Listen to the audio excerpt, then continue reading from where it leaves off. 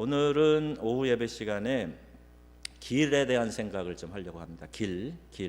예수님이 내가 곧 길이요 진리요 생명이다 말씀하셨고 구원의 길 되심을 우리에게 가르쳐 주셨어요. 예수님이 길이라고 하실 때는 I'm the way, 나는 유일한 길이다 이렇게 말씀하셨어요. 그리고 그 예수님께서 십자가를 향해서 묵묵히 걸어가셨습니다. 그래서 오늘 오후 시간에는 예수님이 걸어가신 그 길, 어떤 길을 우리에게 보여주셨고 어떤 길로 우리가 나아오라고 하시는가, 그 말씀을 함께 나누려고 합니다. 예수님께서 걸어가신 그 길은 겸손의 길이었어요. 나귀 새끼를 타고 예수님께서 예루살렘에 입성하십니다. 오전에도 말씀에 좀 나왔지만 예루살렘에 입성하시는 예수님은 만왕의 왕으로 마치 개선 장군처럼 전쟁에 승리하고 들어오는 왕처럼 그렇게 예수님이 입성하셨는데, 흔히 하듯이 황금마차라든지 백마를 화려하게 치장해서 타고 그렇게 들어오신 것이 아니라 아주 초라한 나귀의 새끼를 타고 들어오셨어요. 나귀를 타보셨나요? 제가 모로코 갔을 때 나귀를 타봤는데요, 되게 불편해요. 뭐 이렇게 띠뚱띠뚱 하는데 얼마나 그 앉아 있는 제 자세도 막 힘이 들어가고 불편한지 몰라요. 근데 그 나귀를 타고 우스꽝스러운 모습으로 예수님께서 마치 왕된 개선 장군처럼 그렇게 입성을 하고 계시는 겁니다. 주전 480년경에 스가랴 선지자, 예언자이며 제사장이었던 스가랴가 겸손하여 나귀의 새끼를 타셨다, 이렇게 오실 메시아에 대한 예언이 나와 있습니다. 많은 사람들은요 화려한 꿈을 꿈꿉니다. 여기 계신 여러분들도 예외는 아닐 겁니다. 화려한 인생 살고 싶다, 멋지고 화려한, 그래서 남들이 우러러보고 부러워하는 그런 삶을 살고 싶다, 그런 꿈을 꾸고 있어요. 남들에게 주목받고 폼나고 힘을 과시하고 또 마음껏 돈을 써보고 갖고 싶으면 주저없이 살 수 있는 그런 삶을 좀 살았으면 좋겠다. 근데 제가 확실히 여러분 예언처럼 말씀드리지만 그런 삶이라고 곧 행복한 삶이냐? 그렇지 않습니다. 옛날보다는 지금이 훨씬요 구매하기가 쉬워요. 뭐 하나 살려고 그래도 뭐 이렇게 한 달씩 1년씩 돈 모으고 뜸들이고 그러지 않고 조금 그냥 마음 먹으면 지를 수 있는 그런 시대에 살고 있습니다. 홈쇼핑에다가 뭐 인터넷 뭐 그냥 클릭 몇 번만 하면 물건이 다음 날 집에 와 있는, 와 대단하더라고요. 우리나라가 정말 쇼핑 천국이에요. 그런 뜻은 아니지만 배달의 민족 맞아요. 와 그냥 바로 배달이 되더라고요. 이런 나라 세계에 없을 겁니다. 인터넷 초고속망이 전국에 깔려 있어요. 대단합니다. 그러니까 삶이 분명히 편리해졌어요. 그래서 내가 얻고 싶은 것을 순간순간 그때 바로바로 얻고 그런다 그래서 그럼 내가 만족하고 행복하고 기쁨이 충만하냐? 아니요.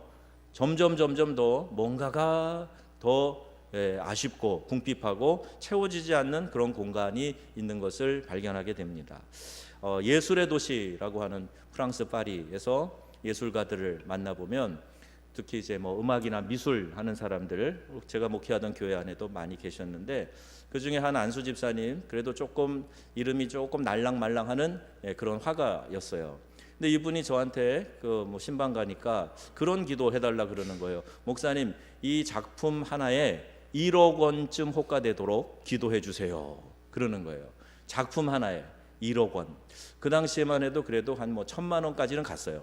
가까이 큰 작품. 그런데 1억 원이 되게 해달라, 이런 기도를 요청을 합니다. 물론 그렇게 되면 좋겠죠. 그렇게 돼서 잘 알려진 화가 많은 사람에게 감동을 주는 그런 예술가 되면 좋겠죠.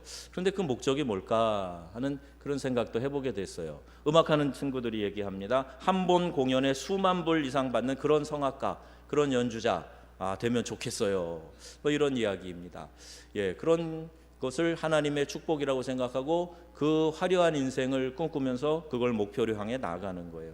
비즈니스로 대박을 내야 되겠다, 이런 생각을 하는 분들도 있습니다. 그런데 여러분, 그 자체가 나쁘다 뭐 그런 이야기는 아닌데 벌어서 뭘 하려고 하는 것인가, 왜 그런 물질이 필요한가, 왜 작품 하나에 1억 원 호가하는 그런 것들을 만들고 싶은가? 그 동기가 뭔가?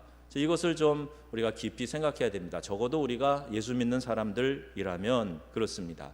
만약에 이 부분에 대한 정확한 대답이 없이 우리가 신앙생활 한다면 여러분은 십자가를 통과한 사람이 아니에요.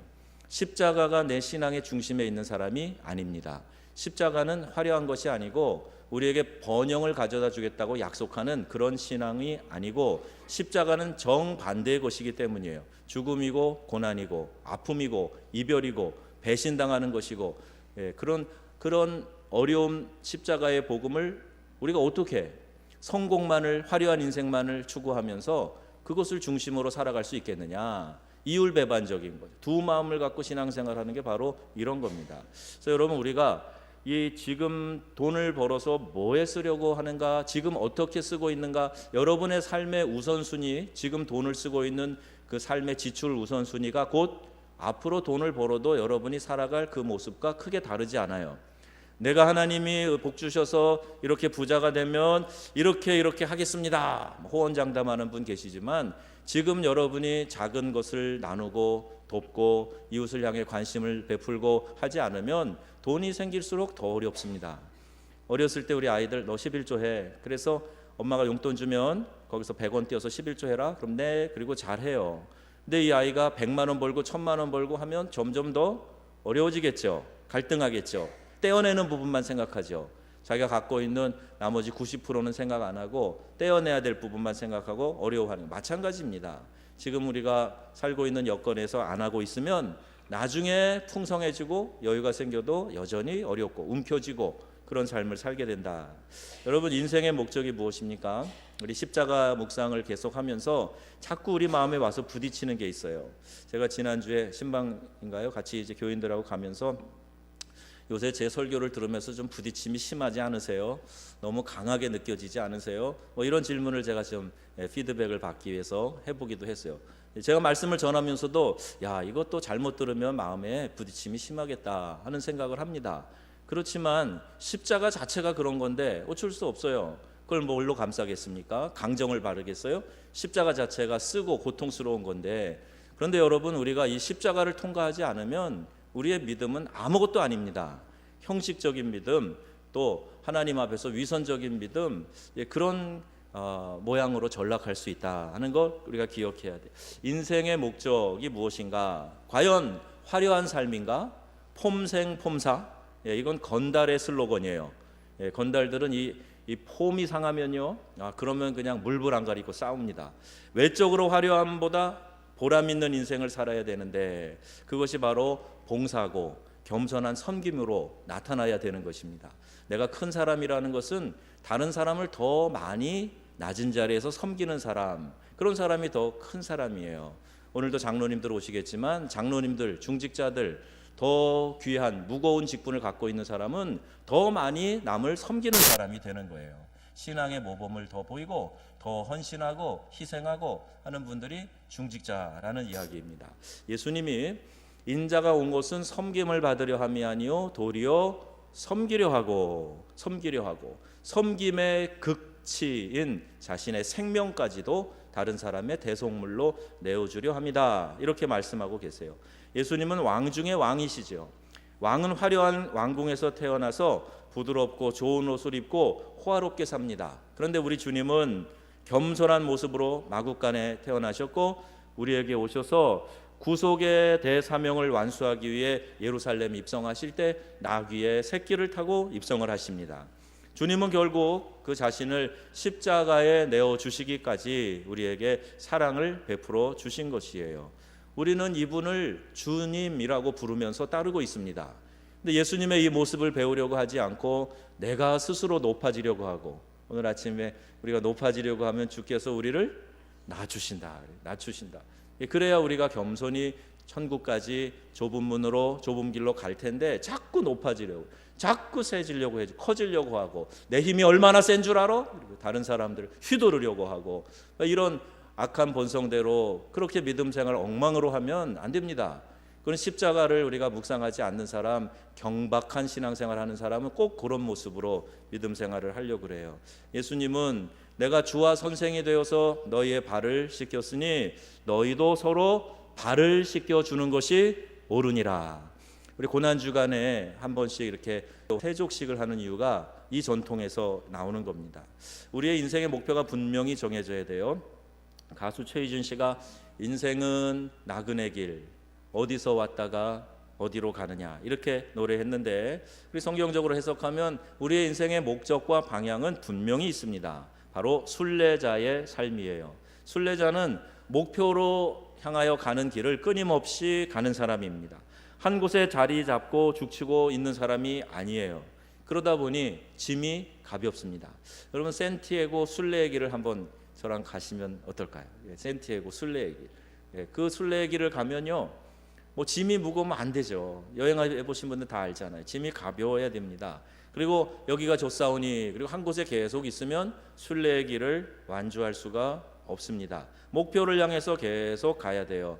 모아놓으면 끌고 다니기 힘들어요. 유목민처럼 텐트를 걷고 쉽게 털고 일어나서 다른 목초지를 찾아 나가는 것처럼 우리는 천국 가는 그날까지 순례의 길을 가는 사람들이에요. 그때 우리의 여행이 맞춰지게 되는 것이고 하나님 나라에 들어가는 것이 우리의 인생의 최종 목표가 되는 것입니다. 또 성도는 천성을 향해 나가는 순례자이기 때문에 여러분, 이 봄에 존 버년의 철로 역정, 믿음의 순례, 이런 책들을 좀 읽으시면서 우리가 무엇을 위해 살고 어디로 향해 가고 있는가 하는 것을 깊이 묵상했으면 좋겠습니다. 그 길은 어떤 길인가? 예수님이 걸어가신 그 길은 고난의 길, 외로운 고난의 길입니다. 빵과 생선을 5천 명에게 나눠줄 때, 기사와 이적을 베풀 때는 많은 사람들이 그를 따랐어요. 어떻게 이 어린아이의 도시락을 그 남자만 5천 명에게 나눠주고 12광줄이 거뒀느냐. 그래서 과학자들이 그냥 이게 안 풀어지니까 빵이 고래만한 큰 빵이었을 거다, 뭐 이렇게 억지로 해석하는 사람도 있다는 거예요. 어제 이제 창조과학 무슨 클립을 하나 봤는데 그러는 거예요. 그런 문제가 생기죠. 어떻게 아이가 고래같이 큰 빵을 도시락으로 싸오는가, 이런 문제가 생길 수 있는데, 여러분은 지적 호기심이 그렇게 과학자 같지 않으니까 별로 관심이 없으신 것 같아요. 좀 더우신가? 별로 관심이 없으신 것 같아요. 예루살렘을 입성하실 때 호산나 외치던 백성들이, 그러나 그 군중은요, 골고다 언덕에 십자가 지고 올라갈 때 모든 사람이 예수님을 떠났습니다. 심지어 충성스러운 수제자라고 하는 베드로 예수님을 부인하면서 저주하면서 모른다고 그렇게 이야기를 한 사람이에요. 말투가 비슷한데, 당신도 갈릴리 사람인 것 같은데 저 예수 도당의 한 사람 아니요? 내가 당신 본 것 같은데? 그랬더니 저주하고 맹세하면서 나는 저를 도무지 알지 못한다, 그렇게 수제자 베드로가 이야기를 했어요.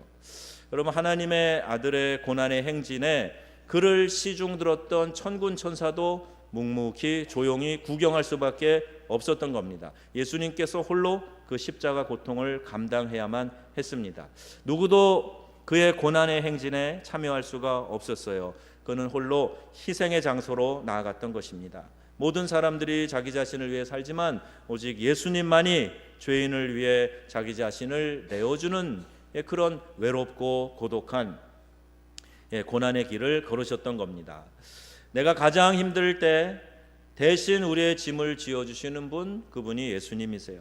때로 내가 지쳐 쓰러져 있을 때 우리를 등에 업고 홀로 걸어가시는 분이 바로 예수님이세요.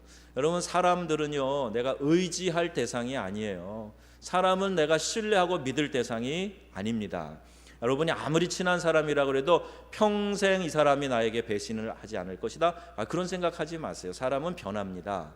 제가 자식처럼 사랑해서 키운 현지인 사역자가 등에 칼을 꽂는 듯한 배신을 한 일이 있어요.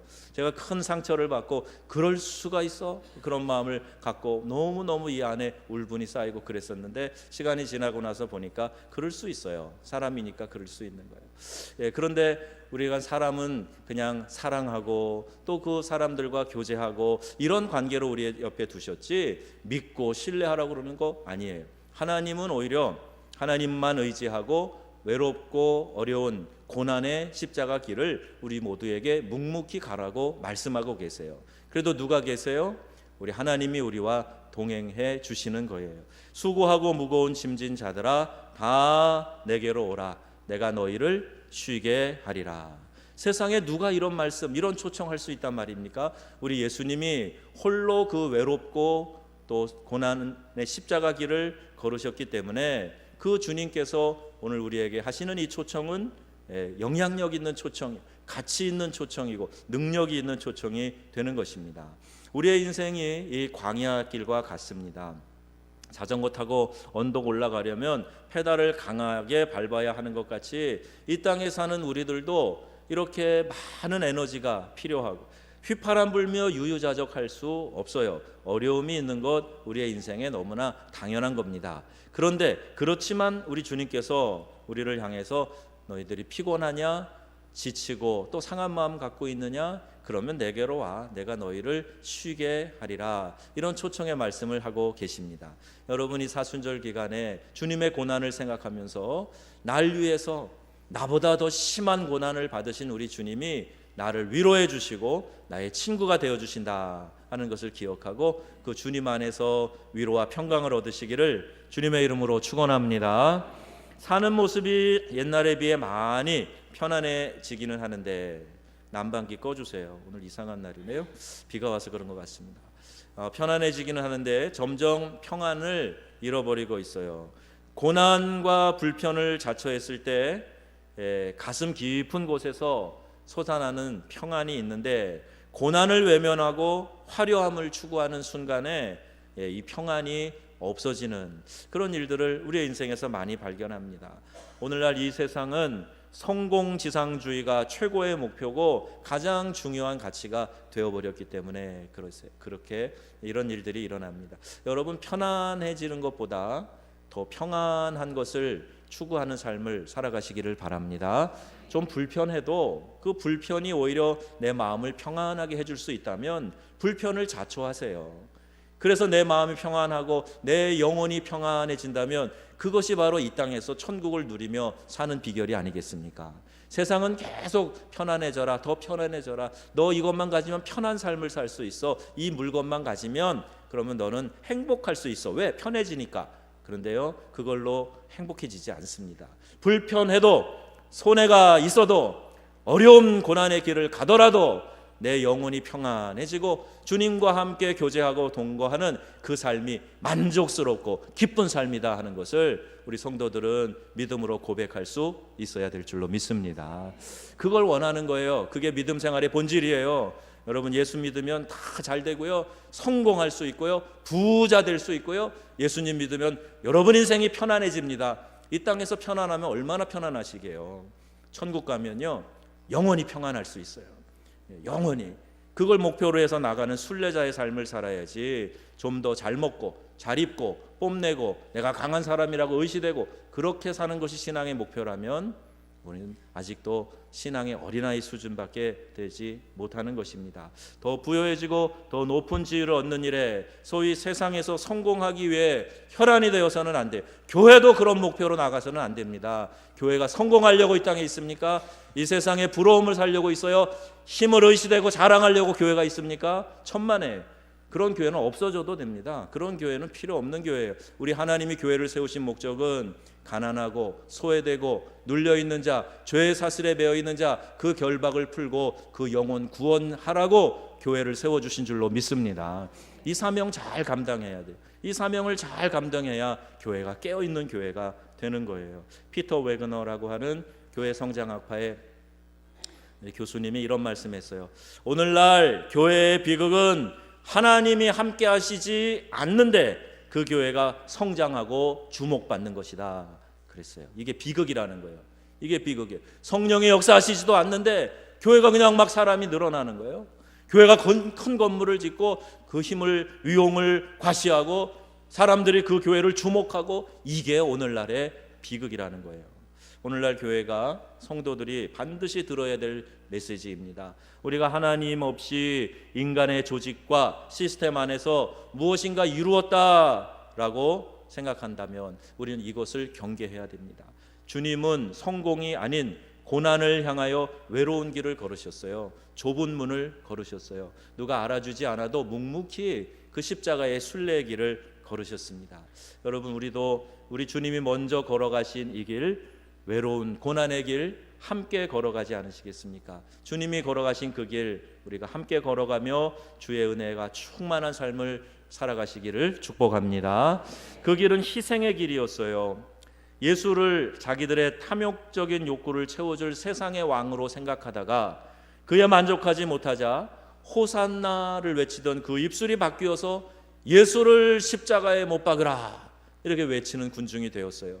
예수를 놓아주랴, 바라바를 놓아주랴. 그랬더니 그 살인강도 바라바를 놓아주라고 외치는 그런 입술로 돌변하게 된 것이 아닙니까? 이것이 인간의 간사함이에요. 달면 삼키고 쓰면 뱉는다는 식으로 자기에게 세상적인 유익이 있으면 취하고 없으면 버리는 사고방식이 이 물질주의 의식에 찌들어 사는 사람들의 보편적인 마음입니다. 그러나 신앙은 그런 것이 아니에요. 영생을 위하여 세상적인 손해는 기꺼이 감수하는 것, 이게 신앙입니다. 주님을 위하는 일이라면 이 세상의 어떤 유혹도 과감히 버리는 것, 그게 신앙입니다. 예수님을 믿고 외로운 고난의 길 가기 위해서 우리에게 번영과 승리를 약속하는 그런 얄팍한 세상의 유혹, 그 미끼를 물지 않고 묵묵히 고난의 길을 걸어가는 것, 그게 신앙입니다. 혹시 여러분 원수를 위해 대신 죽어주실 수 있습니까? 성경에도 혹 친구를 위해서, 의로운 선한 자를 위해서 죽는 자는 혹 있지만 원수를 위해서 죽는 자가 있겠는가? 그러나 우리 주님께서는 우리가 아직 죄인 되었을 때 그리스도께서 우리를 위하여 죽으심으로 하나님께서 우리에 대한 자기의 사랑을 확증하셨다 그랬는데, 원수를 위해 죽어주기는커녕 우리는 사랑하는 사람들을 위해서 대신 죽을 수 있겠다라고 이야기하는 것조차도 사실 믿을 수 없는 그런 말이 되는 거예요. 운전하면서 갈 때요, 사랑하는 아내가, 지난번에 얘기처럼 오래 산 아내 말고요, 이제 갓 결혼한 사랑하는 아내라고 할지라도 내가 운전하고 가다가 갑자기 충돌해야 되는 급한 상황이 생기면 핸들을 어느 쪽으로 꺾는다고요? 이렇게 돌려가지고 오른쪽에 가서 부딪히게 한다는 거예요. 이게 본능이래요. 본능. 자기를 보호하고, 자기를 보호하고 생명을 지키기 위한 본능이에요. 그 옆에 누가 탔는데요? 사랑하는 아내가 탔다니까요. 29년 같이 산 아내가 아니고 사랑하는 막 결혼한 아내가 탔다니까요. 근데 갔다가 그리로 부딪히게 한다는 거예요. 왜? 내 생명 살고자 하는 게 인간의 첫째 본능이기 때문에 그렇대요. 로마서 5장에 의인을 위하여 죽는 자가 쉽지 않고 선을 위하여 용감히 죽는 자가 혹 있거니와. 근데 우리 주님은 우리가 아직 죄인 되었을 때 우리를 위해 죽어주셨다는 거예요. 이 무슨 얘기냐 하면 내가 아직 내 죄를 깨닫지 못하는 거예요. 내가 뭘 잘못했는지 몰라요. 뻔뻔해요. 여전히 교만해요. 여전히 욕심으로 그냥 이 속이 그냥 그렇게 더러운 상태에 있는 그런 상황인데도, 그런 상황에 있을 그때에도 예수님이 우리를 위해서 대신 죽어주시는 것으로 하나님의 사랑을, 그 공의를 이루어 주셨다, 이 말씀입니다. 아담 이후에 모든 사람들이 죄 안에서 태어납니다. 죄성이 가득해요. 그리고 그 죄성은 여러 가지 범죄를 하도록 우리를 유인하는 것입니다. 그러나 이러한 죄의 결과, 죄의 삭은 사망이라고 성경은 말하고 있어요. 그런데 그때 예수님이 채찍에 맞으시고 십자가에 달려서 피 흘리심으로 우리를 심판에서 면하게 해주셨다는 거예요. 그가 채찍에 맞음으로 우리가 나음을 입었도다. 그가 징계를 받음으로 우리가 평화를 누리도다. 이렇게 말씀하고 계세요. 우리는 다 양 같아서 그릇 행하여 각기 제 길로 갔거늘 여호와께서 우리 무리의 죄악을 그에게 담당시키셨도다. 이 말씀이에요. 우리의 죄를 대신 지시고 십자가에서 죽으신 그 주님을 바라보시고 그 생명의 길로 여러분 함께 나아가시기를 주의 이름으로 초청합니다. 그 길은 사랑의 길이에요. 사랑이 없으면 하나님은 독생자를 이 땅에 보내지 않으셨을 겁니다. 그 이후로는 누구든지 나를 괴롭게 말라, 내가 내 몸에 예수의 흔적을 가졌노라 그랬어요. 제가 아프리카에서 만 10년 선교 사역을 회고해 보면 남보다 더 수고했고 30대 뜨거운 피 끓는 열정으로 하여튼 죽을 똥 살똥 뛰어다녔던 것 같아요. 더 인정받는 사역을 하고 열매 많이 거둔 것 같고 그래서 자랑할 만한 그런 일이 있는 것 같아도 제가 이 이야기를 듣고 나서 저는 제 스스로가 난 그렇게 좋은 선교사가 아니구나 이런 생각을 한 적이 있어요. 그럼 이야기 한번 들어보시면 좋겠어요. 하와이에 데미안 동산이 있는데 23살까지 방황했다고 그래요. 그가 예수님 만나고 삶이 변화되었어요. 그래서 몰라카일 섬에 전도하러 갑니다. 거기는 제 소록도처럼 나병 환자 섬이었어요. 아무도 받아들이지 않습니다. 어느 노인이 헛수고 말게 돌아가 그러면서 모진 박해와 고난이 있었어요. 어느 날 어머니에게 연락해서 어머니 저를 위해 기도해 주세요. 그리고 저를 받아들일 수 있도록 제가 나병 환자가 되게 해주세요. 그렇게 기도 요청을 했대요. 어머니가 한참 침묵하시더니 울음 섞인 음성으로 그래 그게 주님의 뜻이라면 그랬답니다. 어느 날 다미안이 뜨거운 물을 들고 가다가 넘어졌어요. 그런데 손에 닿았는데 뜨겁지가 않은 거예요. 자세히 보니 손에 반점이 일어나고 있었어요. 근데 이 다미안은 뛸 듯이 기뻐하면서 여러분 저를 보세요. 여러분 제 팔을 보세요. 저도 나병에 걸렸어요. 그러면서 기뻐하더라는 거예요. 도대체 당신 믿는 예수가 누구요? 왜 우리에게 들어와서 우리처럼 되려는 거요? 그리고 그들은 자신들의 힘으로 교회를 세우고 몰라카이 섬 전체가 다 복음화가 되었다. 그런 이야기입니다. 내 안에 나병균이 들어가서 나도 저들처럼 되게 해주세요 라고 기도했던 이 다미안 선교사의 마음, 제가 옆에서 이 말 들으며 참 부끄러운 마음이 많이 들었어요. 로마서 8장에 말씀합니다. 자기 아들을 아끼지 아니하시고 우리 모든 사람을 위해 내어주시니가 어찌 그 아들과 함께 모든 것을 우리에게 주시지 않겠느냐, 이 말씀이에요. 여러분, 이것은 놀라운 하나님의 은혜입니다. 하나님이 세상을 이렇게 사랑해서 독생자를 우리에게 주신 것이에요. 여러분, 이 부활절은 어쩌면 크리스마스보다 더 감격적인 날이지요. 예수님이 나를 위해 죽으시고 부활 승천하신 것이니까 우리 모두 부활 주일을 앞두고 이 한 주간을 의미 있고 경건하게 보내는 한 주가 되기를 바랍니다. 고난 주간 새벽기도 또 금식도 여러분 한번 적극적으로 동참해 보세요. 예수님의 죽으심은 우리 영혼을 구원하기 위함이에요. 그러므로 가장 보람 있는 이 고난 주간 부활주일을 맞이하기 위한 이 한 주간에 여러분 영혼 구원하기 위해서, 그래서 부활주일에 그를 초대하는 일에 최선을 다해 보세요. 영혼을 전도하고 교회의 선교와 구제를 위해 정성을 다해 봉헌하는 일에서 우리가 최선을 다하게 될 때 우리 하나님이 영광 받으실 줄로 믿습니다. 이 고난 주간에 주님의 은혜가 여러분에게 또 우리 교회 공동체에 더욱 넘쳐나기를 주 예수님의 이름으로 축원합니다. 아멘.